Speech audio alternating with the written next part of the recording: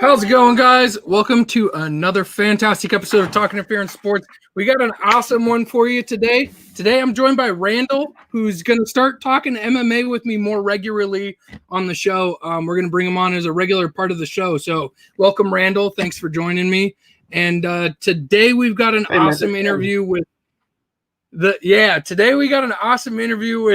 Jake Shields. So, I'm going to bring him on, but make sure you guys are watching on Twitch, YouTube, Facebook, wherever you're watching this, make sure you're sharing it. All right.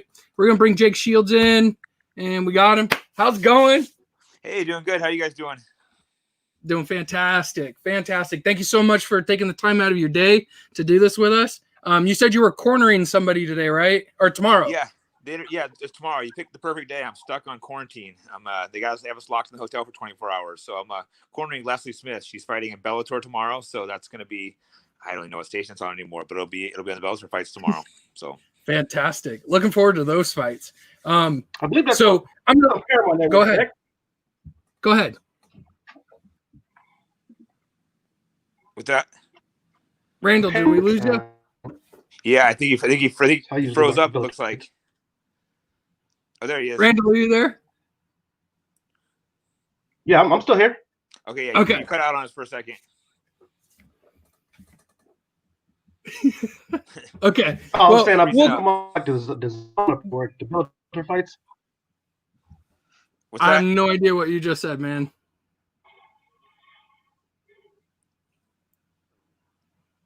Yo. Okay. So I'm just gonna keep rolling with this. Okay. We're having some connection issues Hopefully here. he'll pop back in a second. Okay, so obviously you're supposed to be cornering somebody, and you are in a quarantine bubble right now. But how have you been handling COVID-19, all the craziness that's been going on? For me, I've been just trying to live as normal as possible. I mean, I never really. I looked at it early on and saw that it wasn't really that dangerous to healthy people. So I've been kind of just living my life, training, doing what's normal, doing a lot of traveling. Unfortunately, a lot of stuff's closed or gyms closed. So it's been it's been a little hard getting training and stuff, but making the best out of a bad year. Yeah, it's been quite the ride. I can imagine being in a contact sport like grappling or MMA like you're doing as yourself. It's pretty hard to get physical and be in the gym pretty regularly. How are you handling that? Yeah, I mean, we're still doing small training groups. It's just hard, obviously, when you can't. San Francisco, we're still gyms closed, so we're having to go places that are legal to train. So it's a little tough, and obviously, super contact sport. So there's no COVID precautions. So you just have to just take the risk. I'm pretty sure I got lucky and caught it early on and had a light case, so not a big deal. But yeah, it's been interesting getting the training through all this. But it seems like gyms are opening back up slowly. People are getting used to it and just realizing they're gonna get it and might as well deal with it. Okay, all right. Randall, why don't you go ahead and ask a question there? So just wondering, so how have you been handling everything in 2020 with all the COVID going on and wildfires on the West Coast? Have you been holding up? Yeah, California's been a little weird. The fire, when I flew out yesterday, the whole skies were lit up red and purple. So that's been a little weird. And the COVID, just trying to train through and get through it. But it's they got me stuck on a hotel 24 hours. I'm gonna be heading out to New York tomorrow after this, or I guess Saturday. It'll be interesting to see how New York's changed. Last time I was in New York was like mid-March, right when COVID lockdowns first happened. I flew out because the lockdowns happened, so going out and see how much that city's changed. I imagine it'll be quite different. That picture that you posted on your Twitter of the San Francisco skyline was wild, dude.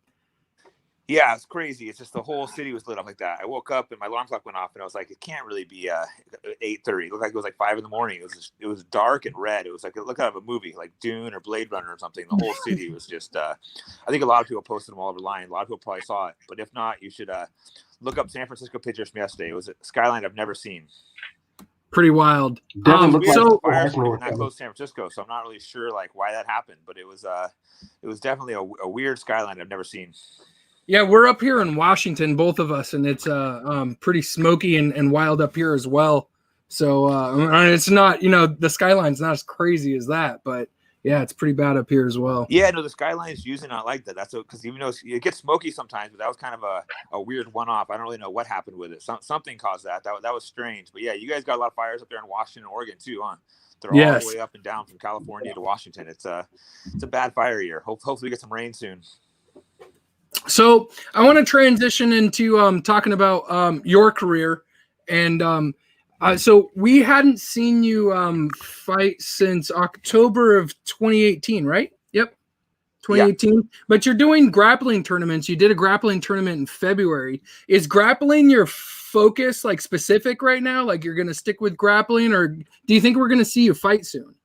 Well, I mean, most likely stick with grappling. It's I can't say 100%. I was dealing with the last 2 years been dealing with back injuries, but I'm finally starting to feel close to 100% again. So if I really feel 100% again, I might hop in there and fight. But if not, I'll probably stick to. I mean, I'll for sure keep grappling. I enjoy competing too much, but there's a chance I'll hop in there and do 1 or 2 more fights. Awesome. I like to hear that, man. I always like watching you. I love watching your grappling or your grappling too, obviously, but yeah. I love watching you get into the octagon and swing some leather, man. Yeah, it's like I said, I love jiu-jitsu, and jiu-jitsu is easier, it's less stressful, but fighting, that's the ultimate thrill. It would be fun to maybe go hop in and do 1 more fight. So while we're talking about you possibly jumping in and doing 1 or 2 more fights, what's your relationship with the UFC or Bellator or any major promotion right now? I mean, I haven't really talked to anyone in a while because I haven't been, like I said, I was dealing with injuries for a while, so I wasn't really trying to fight. But now that I'm feeling healthy, maybe I'll talk to people. I'm actually out here in Bellator right now. I haven't really talked to anyone, but I guess now could be a chance to do that. Right. Randall, this next one's yours. Why don't you go ahead and ask it?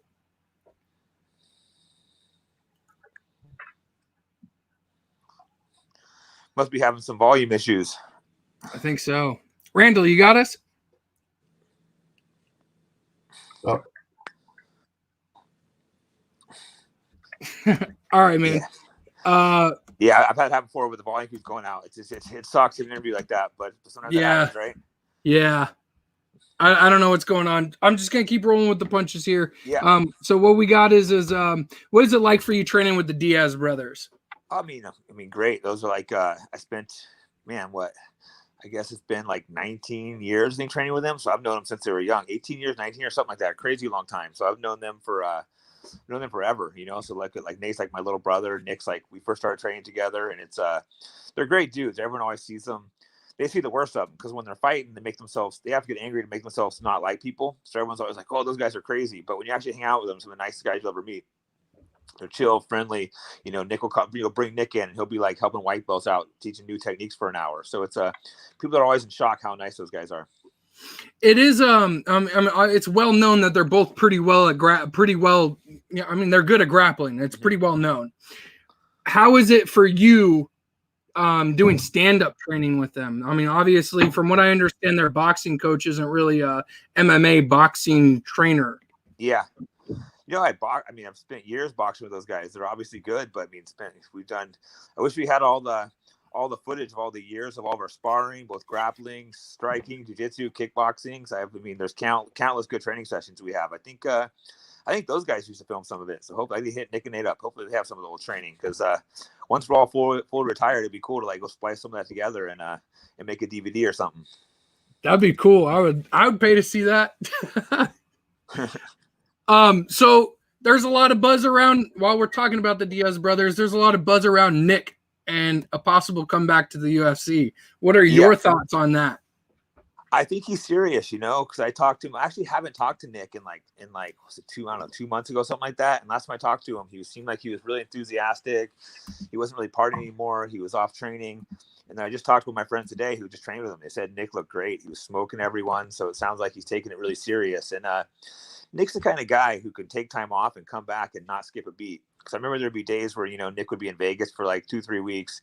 He'd come back to the gym, all the guys, all the young guys hungry to beat him up, I'm going to get Nick. And he'd come right back in and smoke everyone without training. So he's doing secret training or something because he seems to not fall behind when he's not in the gym. That's impressive, man, to be up to speed with everybody. I mean, obviously you would think that in 4 years he had been doing some training. Yeah. But for you to say, obviously you would think. But 4 years outside of an actual fight, and you're telling me that he's out here smoking guys. That's God, man, that's impressive. I haven't trained him yet, but that's the rumor going around, that he's looking as good, as sharp as ever. And I know me, when I go to Vegas for like a month, if I come back, I'm getting my ass kicked by a blue belt. But Nick can somehow go out there and come back and still smoke everyone. He's got that special talent. That's exciting. Have you heard him mention any potential comeback opponent that he would like to face? I don't really know. I mean, like I said, I haven't had a chance to. Sometimes I'll see Nick all the time. Sometimes I won't. I haven't talked to him in a couple months, but I know. I think the UFC would love to see him fight someone like Masvidal or maybe Lawler again. Those would be good fights. Personally, I would love to see him fight Conor. I think that's a great storyline. I mean, obviously Nate could fight him again too, but why not have Nick Diaz fight him? That'd be so exciting. That'd be the fight I would pick, and it'd be a huge money fight. You'd get paid out good for that. Do you think that it's fair? I absolutely agree. I think the Conor fight would be excellent. Okay, go ahead. What was that? I was saying I absolutely agree. I think the Conor fight would be an excellent storyline, comeback fight for Nick to have. Yeah, I mean, who wouldn't pay to see that? I mean, that's such a good storyline. It'd be an exciting fight. I think Nick would beat him. I think he'd go out there and shock the world, come back in 5 years and beat him. But it's just that fight would sell like crazy. But I would be highly surprised if the UFC do that. But that's the pick. If I'm the matchmaker, I'm doing Nick Diaz versus Conor McGregor. And Conor hasn't fought in a while either, so it kind of makes sense to have him come back. You can't. Conor hasn't fought in a while, so to have him come back and fight Khabib doesn't really make sense either. Right. And that was kind of what I was going to caveat off of on that question is do you think that it's fair for these guys who are in these top contention of the championship level to be calling out somebody 4 years out of the sport? I mean, it's tricky because Nick Diaz is such a name and he's so accomplished. He's put in so many years, so it's like he's earned it. It's not just some random guy they're calling out that hasn't fought in 4 years. He's a legend of the sport. So who wouldn't want to fight Nick Diaz? It's like, and everyone knows it's a money fight. So it's like everyone's a tune in and watching the Nick Diaz fight. So it's like you can't blame anyone for wanting that fight. Right. So Randall had a good question. Randall had a good question about the USADA. Yeah. Go ahead, Randall. I just want to get your opinion about USADA. How do you feel that about PEVs and USADA? How do you feel about that impacting the sport? Yeah, I think I left the UFC right before USADA came in, so I've never personally dealt with them. I got mixed feelings. I mean, obviously you want the sport clean, so that part's good. But it seems to have a lot of problems too, Obviously getting pounded on and woken up at like 5 a.m. is not fun. Pissed because you're probably not going back to sleep. At least I couldn't go back to sleep after that. And it seems like there's been a lot of problems with the tests too, and like not necessarily treating everyone the same. And there's been false positives, and like it just seems like kind of a mess. So I don't really know. And it also seems like there's a lot of fighters that are somehow beating it. I know a lot of these guys seem to like shrink up and cardio go down when they first came in, but now you see these like jack dudes, endless cardio again. So there's like certain guys are beating it and certain guys aren't. So it's making it even more unfair. Absolutely. I'm not going to say any names, but I definitely noticed a few of them that they must have figured out some type of system. I'm going to say that. Yeah, you can't say for sure off an individual because some people have crazy genetics, but when you start seeing a lot of guys looking jacked, super jacked, and not getting tired, you know something's going on. And I don't know, I'm certainly not going to try to accuse any individuals because some folks just have crazy genetics, but overall, there's definitely people that are getting around it somehow. It's wild. Absolutely. So I love watching your Polaris grappling, man. It's so fun for me to watch. And I'm curious, who, in your opinion, one of the best matches in your grappling tournaments that you've ever had over the course of your career? And I'm just talking specifically grappling. Man, I've faced all the best in grappling too. With I've had all kinds of good, guys like Marcelo Garcia, the greatest. I've had some good rivalries with guys like, maybe not the greatest, but douchebags like Dylan Dennis, me and what's his name? Agazaram. I don't know why I'm blanking on his name, but had a good rivalry with not Dylan Dennis, the other dude that I smacked around a few times. So I've had Agazaram. What's that? Agazaram. No. But yeah, Dylan, that guy's a clown. I wouldn't say he's one of the best, but he's one of the funnest guys to beat just because he's so obnoxious. Okay, I like that. All right, so while we are talking about some of your rivalries that you've had, the Polaris 3 controversy that you had with the Gaza Ram, I was curious about that. What happened? Are you guys all good? What's the situation with that now? Yeah, we're good now. We just got into a he was talking a little shit, giving me some attitude, so I smacked him around a little bit. Then we became cool. It took a little while to become cool. I didn't like him for a while, but he kept one of those guys that slowly grows on you. It takes a while. I'll be like, all right, he's not that bad. Awesome. This one's up for you, Randall.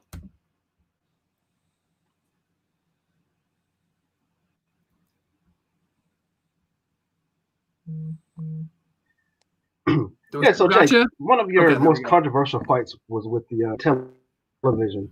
Can you tell me a little bit about? Can you tell me a little bit about what was said inside of the cage when Pars held onto that Kimura extra long after you whacked him one? Can you tell me a little about what you said to him after that and the controversy behind it? Yeah, that Polaris fight was ridiculous. It was, I'm not someone to complain. I've never complained about any fights, but that was just downright ridiculous. He was already known to be a cheater. And then in that fight, I was dominating the fight. And then I think it was third round, I had a mountain just beating his ass, from a mount, and he takes his thumbs. People think he put his fingers in my eyes. He had his thumbs and he was trying to gouge my eyes out. And I tell him the ref, and the ref just kept being like, "Oh, don't worry about it. I'll handle it." And he's kept doing it over and over. So all of a sudden I was blinded in both eyes.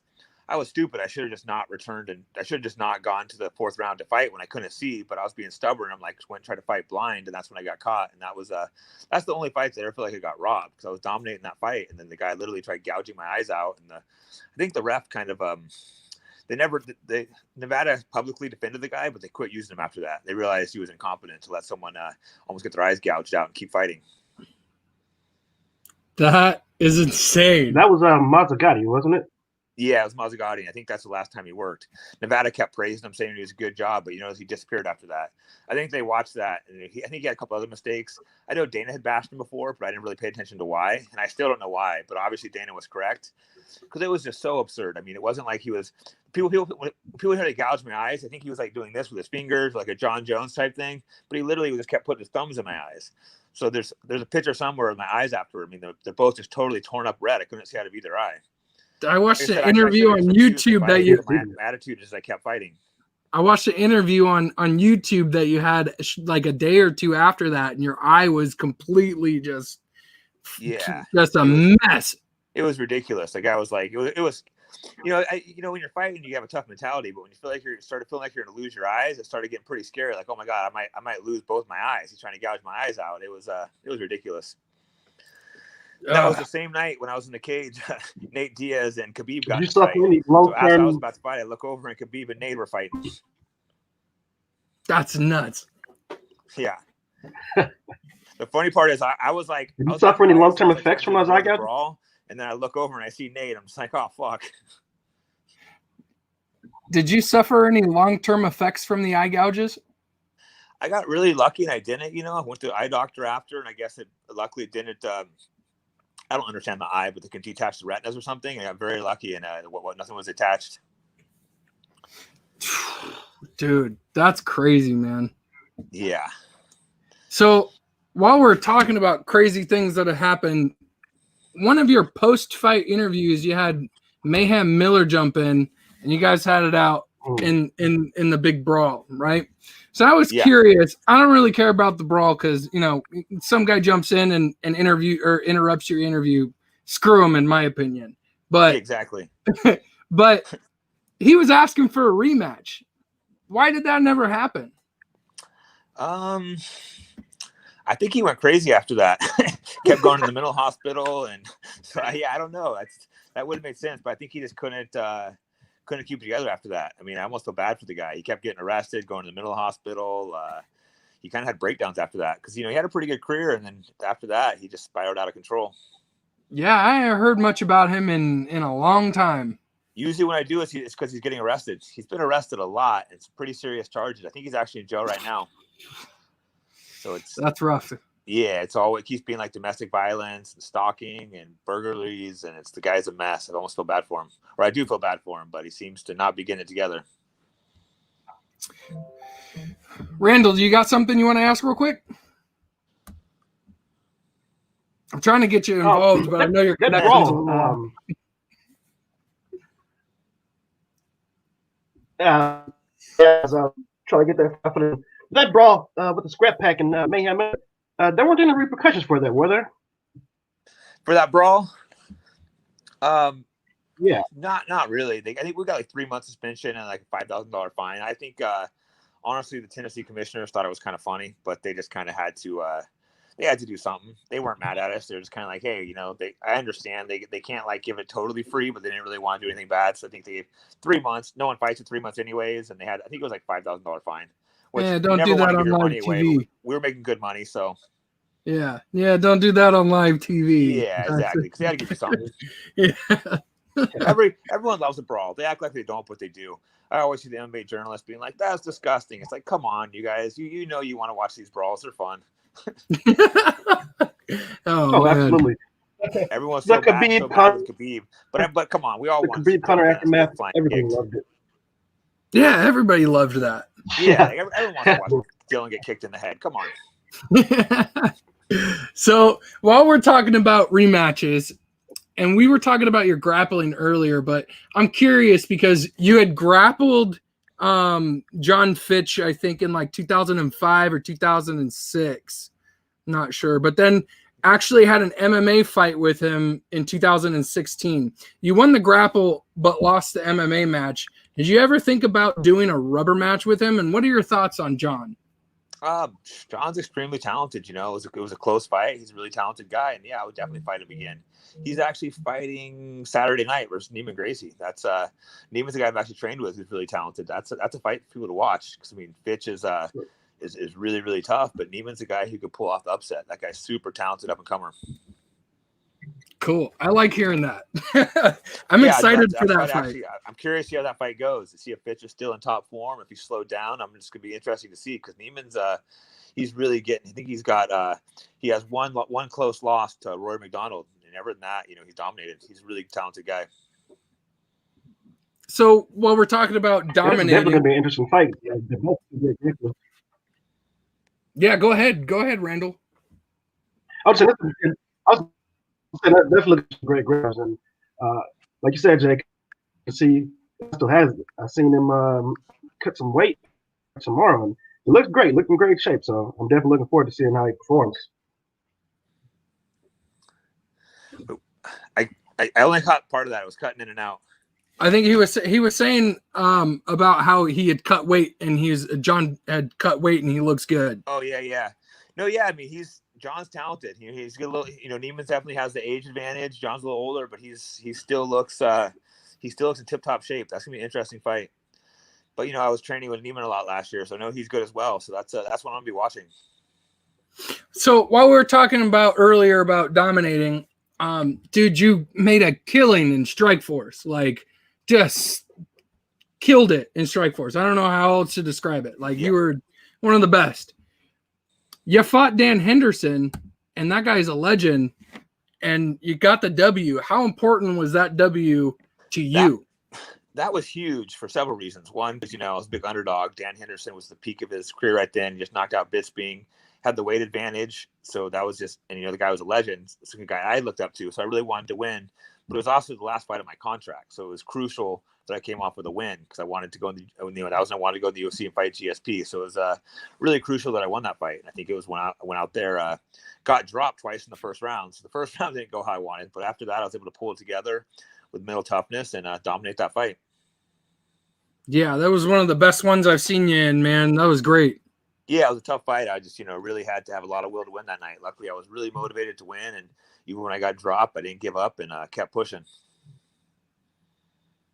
That was a great performance, Jake. I will say you did break my heart, but that was an excellent performance that you put on against Dan. Thank you. Hey, I'm a big Dan Henderson fan too, so I love Dan Henderson. That's why beating him meant so much. He was one of the guys I looked up to when I got into the sport. I was a wrestler, so Dan Henderson was one of the first guys I was watching. So it's surreal when you're going to fight and win your idols. I can only imagine. Absolutely. So, you brought up the GSP fight. I didn't really write a question, so this is kind of off the cuff. Can you tell Yeah. me your thoughts on that fight? I mean, dude, you had so much hype going behind you, and you know GSP is probably one of the best pound for pound fighters ever. What was that fight for you like? That fight was crazy. It's like it's the most hype I've ever seen for a fight, period. Not just that I was in, just period. Because that time it was the first one in Toronto, and they just went crazy for it. I think it was, I forget the exact attendance, I think somewhere around 70,000 people, like sold out, just completely packed. You got to Toronto, and our posters were everywhere. Couldn't walk down the streets without getting mobbed. It was insanity, just the energy. And then to go in there and fight, it was an unreal experience. You know, unfortunately, I lost the fight, but GSP, in my opinion, is one of the greatest pound to pound of all time, and it was a close fight. So I don't think I fought bad. I think I maybe could have pushed a little harder, a little earlier, and pulled it out. But overall, I don't think I wouldn't say I had a bad night. It's just GSP is an amazing fighter. And GSP is GSP. Yeah, exactly. So it's like, obviously, I think it's possible if I'd fought a little different, I could have won. But it was just he's not an easy guy to beat. You have to have a perfect night to beat GSP. He's like tactical in his strategy to win these fights, and it always blows my mind. Yeah, because he's so tactical, but he's also so explosive. Great. He has no real holes. You know, good stand up, good wrestling, good jiu-jitsu. So there's no big holes to exploit. You just have to fight a perfect fight to beat him. Yeah. I want to see if Randall's got something to say. I was going to say absolutely. Like Jizz always been impressed with him because ever since he won the belt, he's able to adjust to the type of opponent that he has, you know, with his arsenal of skills. So that was an impressive match, knowing the caliber of fighter that you are, to see that go down. So, oh no, go ahead, Jake. No, go ahead. Okay, so while we're on the topic of great fights, what do you think? Well, Randall, why don't you word it how you want? But what was your most satisfying victory? Go ahead, Randall. Yeah, Jake, I'm just curious. What victory meant the most to you? What was your most satisfying victory in your MMA career? Oh man, that's tough. I mean, Dan Henderson's obviously one of them. That was a really important point, turning point in my career. Another one was the Rumble in the Rock tournament. That was because it was not just one victory; it was three. It was, you know, Carlos Condit, Yushin Okami, and Dave Monet. Who Dave Monet is old school, but he was also a UFC champion. So that was the first UFC champion I had beaten. So beating him, Okami, and then Condit. Condit wasn't a huge name at the time, but still having those three victories was pretty impressive in one tournament. I was really happy beating Damian Maia because he was considered the best jiu-jitsu guy. Go out there and beat him in the ground. So, yeah, Robbie Lawler. I got a ton of good victories. I've been lucky to have a good career. Absolutely. The tournament, but I mean, getting Yushin Okami at 2006 is no easy task, man. So that was impressive from my perspective as well. Yeah, I was a tough dude. Randall, we got two more questions. This is if you've got this spreadsheet, or you can ask the next one. Oh yeah. If you could rematch anyone from your entire career, who would you like to rematch? If I could rematch, interesting question. Why not go with GSP? That was the biggest fight. Why not fight him again? I'm a big fan of his and a friend, but hey, that'd be great to get in there and mix up with him one more time. Well, while we're on this subject, check, right? Go ahead, Randall. I'm sorry. I was saying that's a big paycheck too with the GSP fight. Yeah, exactly. Might as well get paid if I'm fighting. Right. While we're on the subject, do you think that GSP is ever going to fight again? Like a year ago, he really wanted to fight. I hung out with him a few times. He really wanted to fight, but then I started thinking it was taking too long to Dana to give him a deal. So I think he started losing interest. But then I recently saw Khabib said he wants to fight him again because he really wanted the Khabib fight. He didn't want to. He wanted legacy fights. He doesn't want like to do a random fight. He wanted to fight Khabib, but Dana didn't want to give him that fight. I think he was scared GSP would win and then vacate the belt again, which makes sense. So you can see why Dana didn't want to give him the fight. In my opinion, though, this would be the first guy to ever try for 3 belts. I think he deserves it. I think the fans deserve it, but we'll see if Dana. I think if Dana offers that after his next fight, I think he would do it. Have you ever trained with Khabib? Yeah, I have actually trained with him a decent amount of times. He's obviously tough. I trained with him before he was really known. I was just like, damn, who's this tough Russian guy? He's gonna go far. And then he started dominating everyone. Crazy. Mm-hmm. Yeah, sparred him and GSP, both extremely talented. Who do you got in that fight? Who do you got in that fight? I've trained with them both, so I don't want to make a pick in that kind of fight publicly. Okay. I just think it's okay, fair enough. I do have a pick in my mind, but I hate to pick. We got to train with two guys who think probably make a pick's a little bit rude. Yeah, I feel it. I'm sorry for asking. And I don't even have a strong opinion. I think it's a really tough fight, in my opinion. I don't think one guy has a strong advantage. I think you can make a case for either guy. Let's put it that way. Okay, all right, fair enough. So we're coming to the end of the interview. What's next for Jake Shields? Yeah, not really sure. I've been trying to teach jiu-jitsu and MMA, corner fighter tomorrow. So I've been focusing more on that, focusing on grappling. Like I said, though, I've been dealing with injuries. I think I'm actually getting healthy again. So if I can feel like I'm actually really healthy, I might jump in there and do one or two more fights, but that's unsure on that right now. Are you planning on doing any more grappling tournaments? I mean, I feel like you just said that you were. Yeah, no, I'll definitely do grappling. I enjoy competing too much. It would have to be, unless my body got like really messed up, I plan on keep grappling. If my body doesn't allow me to do it, I'm keep competing grappling. Fantastic. Randall, do you got any more? You got anything else to ask? You said you're thinking about maybe doing one or two more fights. Out of all the organizations out there, which organization would you like to end your career with? I mean, I would go, Bellator, ONE FC. Those are two options that I would probably consider.